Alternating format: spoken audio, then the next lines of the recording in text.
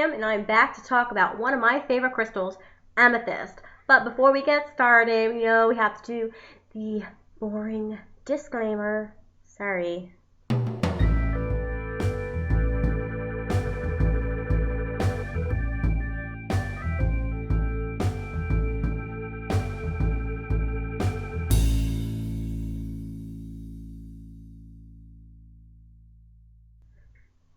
Okay, so now that we got that out of the way, amethyst. It is called the Sobriety stone. And they call it the Sobriety stone because it's actually named from a Greek word. I'm going to probably butcher this. Amethyst, which means not drunk. Right? So it's a really great crystal to work with if you're having some issues with drinking or other kinds of addictions. Amethyst is also known as the bishop's stone. And you know what? It's talked about in the Bible. Yeah, you've got to love that. So one of the precious stones in the breastplate of the high priestess, and it talks about amethyst, and it's mentioned in Exodus 28:19, 39, 12. And it's also in the foundation in New Jerusalem, and that is in Revelation 21:20. So amethyst is talked about in the Bible. So it's some good stuffs. That's my Drews. This is the one that my angel kitty loves. So amethyst is pretty hard. It's quartz. So it is from the quartz family. It is found worldwide. It's all over. And just so you know, the color gets this purplish color from iron impurities. Right? It's hard on the most hardness scale, so it is a 7. And it's very easy to clean, soap and water. Okay, you can just do it in your sink, a little soft toothbrush and a soft detergent. Clean it up, shine it up. In terms of its luster, it is glassy, right? It has this definitely has this glassy look to it, right? When it streaks white. So let's go ahead and streak, and I'm going to use a rough piece of amethyst. This is rough. Streaking is fun. And it streaks white. Okay, it's light. Let's try this point. This one is darker. So it streaks white on the plate. And these are just, ways to help you identify some of your crystals.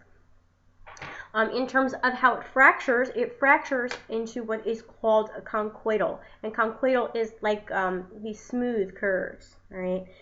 Its color is pale lilac. Ooh, I'm getting a ringing in my ear. Woohoo! Hello. Anybody see anything over here? Because I have a really loud ring right there. Okay, it's gone.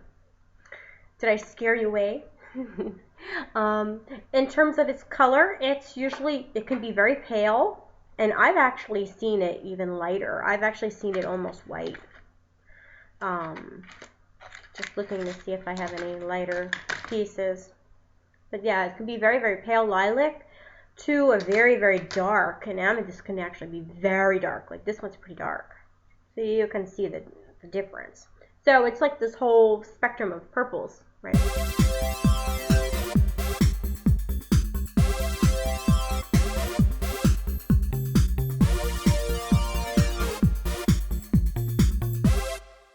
Precaution though when working with any quartz is that it's safe. So you can make gem waters and stuff with the tumbled pieces. Do not use the rough pieces, the points, or the druses, to make your gem water. And I wouldn't do it anyway because there's all kinds of, germs and stuff that get inside the little nooks and crannies and the spores and the debris, and you can clean it as much as you want. There's still going to be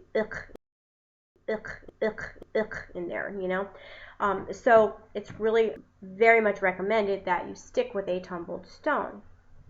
And especially with quartz, because quartz, when it's crushed or in powder form, it can make you very ill. All right, so we don't want to do that. We'll stick with the polished in terms of making the gem waters or any kind of spray or anything like that, because you don't want to breathe in that dust and you don't want to drink in that dust. So it's hard. It is 7. I said that. Streaks white, breaks conchoidal. Just going over some of these facts first before we talk about the good fun stuff. It's transparency. It can be very transparent, so you can see through it completely sometimes, or it can be translucent. So it really depends. Like this one is much more transparent than looking at some of these other ones. So it depends. Well, this one's not nearly as transparent as this one is. Also, the thickness too. If it's a really big piece, it's harder to see through it.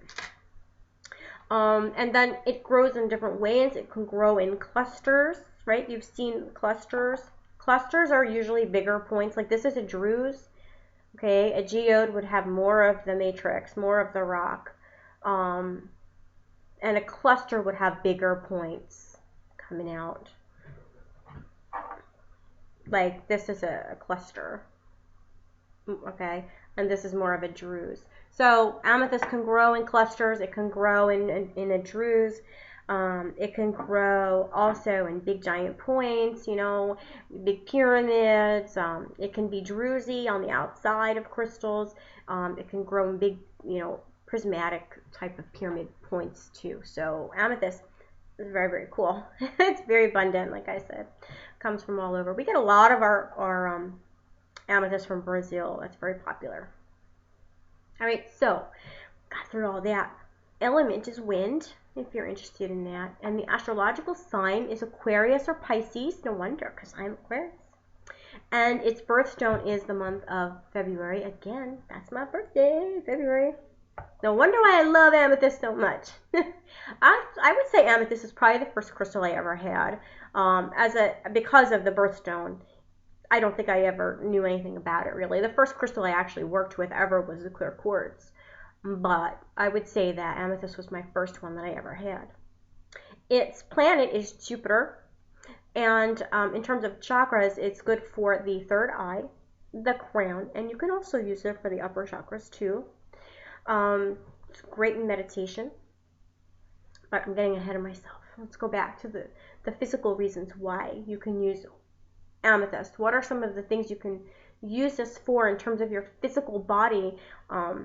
Of course, it is a sobriety stone, so it's going to be wonderful for working with addictions, any kind of addictions. It's going to help with headaches. It helps alleviate headaches. I know a lot of people that have had very, very good luck with amethyst. I don't have my big piece. I have a really big flat tumbled piece, you know, kind of looks like this one, but it's bigger. And the other day I had a massive headache, and I had no ibuprofen. Actually, I ended up having like 5 bottles of ibuprofen. I just couldn't find it. My head hurt so bad, and so my girls were making fun of me because it was really big, and I taped it with you know, the tape that you put gauze on. And I taped it all over my forehead. So I had this giant amethyst on my forehead. In 15 minutes, my headache was gone. And I had called my husband and I said, oh, God, I had this horrible headache. You should have seen me with the big, you know, amethyst on my head. And he goes, Kim, we got like 5 bottles of Advil. And I was like, oh. But it worked. Because amethyst is really good for headaches. It's also good for just pain in general. So if you have pain anywhere on your body, but primarily the head. It's great for the blood. It helps detoxify the blood, and it helps balance the nervous system and the brain. So, you know, a lot of stuff having to do with the upper part of your body. So great for sleeping. So good under the pillow for sweet dreams, pleasant dreams, you know, alleviating stress and anxiety. Right, so amethyst is just so good. It has so many physical properties. In terms of other spiritual kinds of properties, it's a very soothing kind of crystal. It is a spiritual crystal. It helps you with your intuition. It's third eye, crown chakra. It really helps you with wisdom and enhances your intuition, like I said, and it really works well on developing your psychic skills.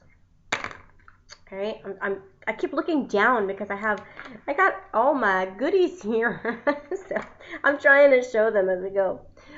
It helps with your psychic abilities, like I said, and it also helps clear your thinking process and gives you mental clarity. Why don't I just show you some of these? Because I'm so excited. All right, so I've already showed you the druze. This is the one that I use, and I only use this one for my cat. to clean her aura, and I swipe it on her aura. And I've tried rose quartz and other things. I've also tried selenite, and she wants nothing to do with it. This is hers. And so and I said, you want your amethyst? And she knows exactly what I mean. And so you have points too. This is my point. This is a natural point. Isn't it gorgeous? And big chunks. I love, this is so gemmy, rough and gemmy. And this is more lilac, also rough. I just love it. I love, every time I get amethyst, I have to get a new piece. And then you have, your tumbled pieces. And, sometimes they can look very, very clear. Sometimes the better quality ones will be darker. Right, another rough piece. This is a pretty dark one, and it's a heart. Okay. And then I just have like smaller ones too that I use, put around my body. This is a nice quality small one. All right, so just some different ones that I have out. Did I do the streak test? I did the streak test already, right? Yes. Okay. Sorry about that. Forgetting where I'm at. It also is really good for clearing like your energy field, so you can use it for that as well. In terms of combining it with other crystals, it works so good with all the quartzes. It really does. Well, one thing that I love to do with my amethyst is I like to pair it up with rose quartz. If you ever have rose quartz and amethyst together, it is so beautiful. It's so beautiful. I put it under my pillow, and I have such nice dreams. That's one that I also use with my kids. It's a really nice combination. In terms of also combining it with other quartz, you can combine it with citrine, you can combine it with clear quartz. Of course, clear quartz is going to amp it all up. You can combine it with other purple crystals if you wanted. You can use this with like lepidolite. That would be ultimate too. You can also use it with hematite to ground the spiritual energies. So those are just some other combinations with the amethyst. There's other varieties of amethyst, chevron amethyst. We're going to talk about that one separately. And there's also Melody Stone Super 7, and there's Auralite 23, and they all have amethyst. And we'll talk about those all separate. And the one thing that they all have in common that I've noticed is they all seem to help people with astral projection. So if you're looking to do that, amethyst will help with that too. That seems to be the one common denominator that I see amongst a lot of people, at least in my group where we all talk about it. It always comes back to something that having to do with amethyst. Some ways you can use amethyst, you can use it on the third eye. So you can go ahead and stick that baby right on the third eye. All right, and I've done that before, like I do with my headache, but you can do this in meditation. So it's good to have a nice flat piece for that. You can also, of course, hold it in whatever hand, your receiving hand, or you can hold it in your hand, your left hand, so it connects to your heart. Whatever, you can have a point, and you can have the point facing down so that you're getting the energy into your crown if you wanted to do that. You can make gem water. Yes, you can put your tumbled stone in the water and make a gem water. And once you make that water, that elixir, that essence, you can use it for so many different things. You can use it for spray. You can put like lavender essential oil in that, spray it on your pillow for sweet dreams. Or you can also use it for if you put frankincense in the spray with the gem water. You can use that to help with your third eye. You can like kind of spray it around here right before meditation for your third eye and your crown. So there's a lot of different ways you can use amethyst. You can make the gem water to drink also, right? So if you're having a headache, you can do it that way. If you're having issues with addiction, you can, when you're craving a drink, have a drink of water with the amethyst in it.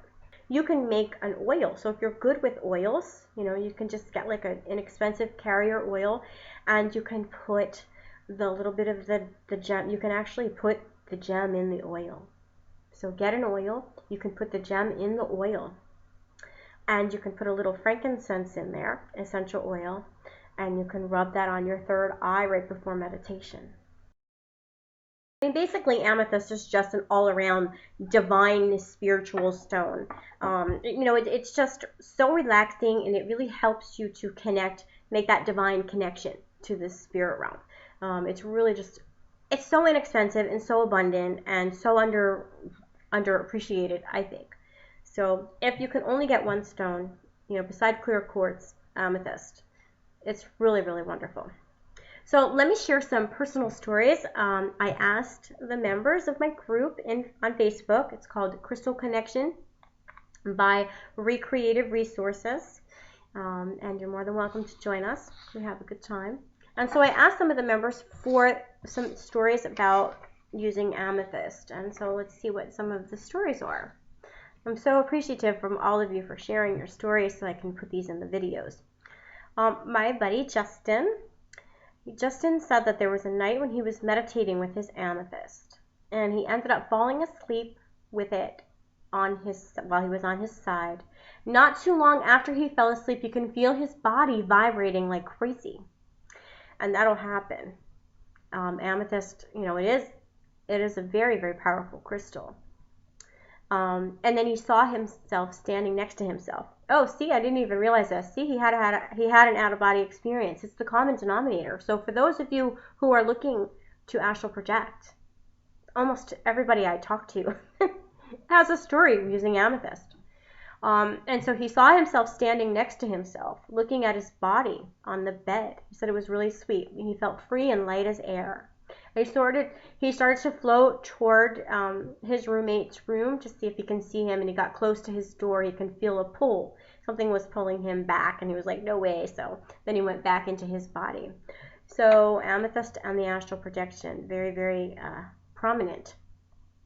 Allison said that amethyst always heals her headaches within minutes. See? And so Yvette had a very interesting experience, and she said that I had done a healing.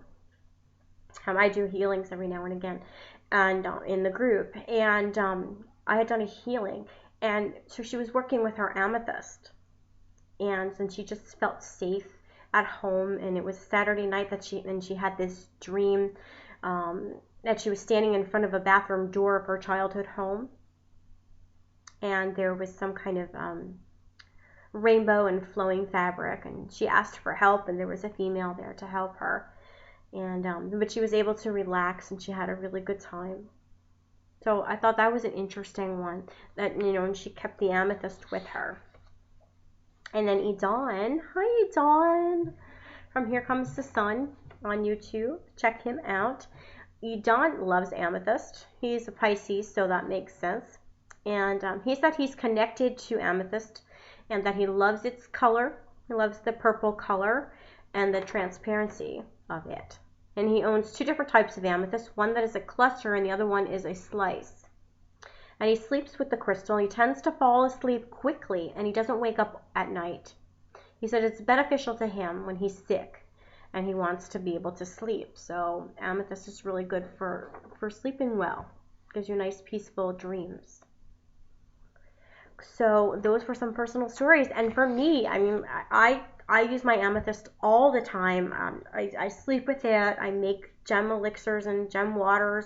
I drink it. I combine it a lot with rose quartz. Very often have those two paired together. For me, like rose quartz and amethyst kind of just like belong together. And so I have a little pouch, and I don't have them here, but they're small. Like I have a rose quartz and an amethyst, and they're small. But those two together vibrate under my pillow. They're crazy. They love each other. So I love to work with that. I mostly work with amethyst in terms of meditation and also drinking the water. So that's kind of how I work with it the most. So amethyst is really, really a wonderful, wonderful crystal to add to your collection if you don't have it. It's very affordable, it's very abundant, and it's extremely powerful. So thank you so much for watching. Please take a moment to share in the comments below on how you work with amethyst and some of the benefits that you find, some of the experiences you've had when working with this gorgeous mineral. Thank you so much for watching, everybody, and as always, have a blessed day.